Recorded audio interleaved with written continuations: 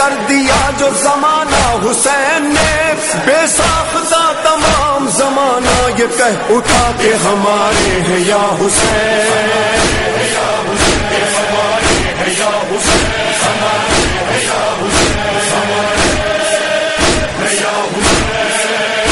ہمارے ہیں یا حسین، ہمارے ہیں یا حسین۔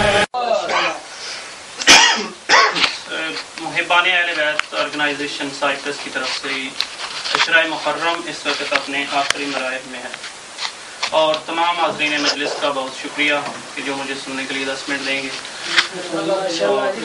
یہ عشرہ محرم دراصل ذکر حسین، دراصل ذکر رسول کی سربلندی کا دیباچہ ہے، یہ احیاء کلمت الحق ہے، اسلام کو سمجھنے، اسلام کی صحیح معنوں میں تشریح اور تعلیم کا ایک بہترین ذریعہ مجلس حسین۔ آپ کو میری بات سمجھ میں؟ اور کسی بھی طریقہ عبادت سے، خواہ وہ حج ہو، نماز ہو، قربانی ہو، کوئی بھی طریقہ عبادت آپ اسلام میں دیکھ لیں، کوئی بھی طریقہ عبادت ایسا نہیں کہ اسلام کی صحیح معنوں میں ترویج یا اسلام کی صحیح معنوں میں کسی کو تعلیم دی جا سکتی ہو کہ تمام باتیں کسی انسان کے ذہن میں بیٹھ جائیں۔ یہ واحد ذریعہ عبادت ہے ذکر حسین، کہ آپ ہر انسان کو، خواہ وہ کسی بھی مسلک سے، کسی بھی مذہب سے تعلق رکھتا ہو، آپ اس تک ذکر محمد و آل محمد کے ذریعے اسلام کی صحیح معنوں میں تعلیم پہنچا سکتے ہیں۔ اور ہم عشرہ محرم اس لیے مناتے ہیں، کہ کوئی کرے یا نہ کرے، ملت اسلامیہ کرے یا نہ کرے، امام حسین بادشاہ 61 ہجری تک مصروف جہاد نہیں رہتے۔ کاظم شاہ صاحب توجہ کیجیے گا، امام حسین بادشاہ نے صرف 61 ہجری تک جہاد نہیں کیا، بلکہ امام حسین علیہ السلام کل عباس علیہ السلام کے ہاتھوں میں علم دے کر جہاد کر رہے تھے، اور آج امام حسین کے ماتمی علم سنبھال کے ساری دنیا کو بتاتے ہیں کہ دین اصل میں سربلندی کا نام ہے، دین سرفرازی کا نام ہے۔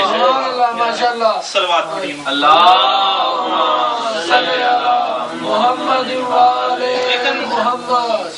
لیکن اس دین کے ساتھ کچھ اس طرح کا مذاق ہوا ہے کہ آج ہم ایک مسلمان نہیں رہے، ہم اپنا تعارف کرواتے ہیں تو ہم دیوبندی ہیں، ہم اپنا تعارف کرواتے ہیں تو ہم شیعہ ہیں، ہم اپنا تعارف کرواتے ہیں تو ہم سنی ہیں۔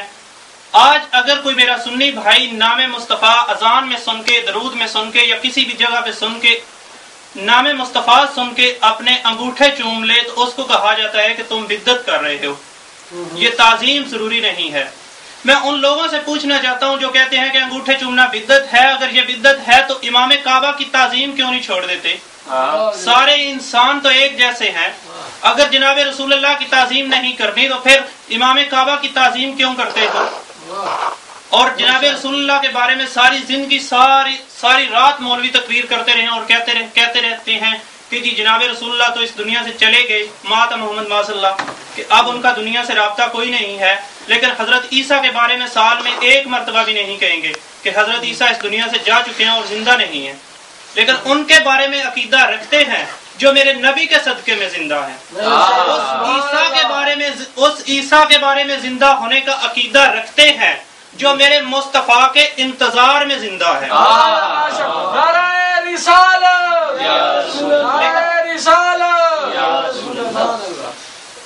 لیکن یاد رکھیے گا نبی میں اور امت میں فرق کرنا پڑے گا۔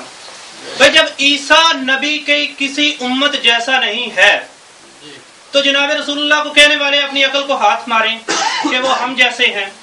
اگر وہ ہم جیسے ہیں تو پھر اللہ تعالیٰ سے پوچھتے ہیں کہ اللہ تعالیٰ نے لیلۃ القدر کی فضیلت کیوں بیان کی؟ اللہ تعالیٰ نے رمضان کے آخری عشرے کی فضیلت کیوں بیان کی کہ آخری عشرے جیسا عشرہ کسی اور مہینے کا نہیں، مہینے تو سارے ایک جیسے ہیں، اسلام کے 12 کے 12 مہینے سارے ایک جیسے ہیں، پھر لیلۃ القدر کی فضیلت کیوں ہے؟ راتیں تو ساری ایک جیسی ہیں، لیکن چلو اللہ تعالیٰ کی بارگاہ میں چلتے ہیں، اللہ تعالیٰ سے پوچھیں یا اللہ تو نے ایسا کیوں کیا؟ اللہ نے کہا کیا تو نے قرآن نہیں پڑھا ہوا؟ میں نے فرمایا انا انزلنا فی لیلۃ القدر وما ادراک ما لیلۃ القدر لیلۃ القدر خیر من الف شہر، کہ یہ رات 1000 مہینوں سے بہتر ہے، 1000 راتوں سے اللہ نے نہیں کہا، 1000 مہینوں سے بہتر ہے۔ میں نے پوچھا کیوں بہتر ہے؟ اللہ نے کہا انا انزلنا فی لیلۃ القدر، کہ اس رات میں میں نے قرآن اتارا ہے۔ پھر بھی اب مولوی کو سمجھ نہیں آتی کہ جس رات میں اللہ نے قرآن اتارا ہے جب وہ 1000 مہینوں سے بہتر ہے، تو جس ذات ایسی کیسے ہو جائے؟ نعرہ تکبیر، نعرہ رسالت، نعرہ حیدری، محمد و اہل بیت محمد بلند تر صلوات۔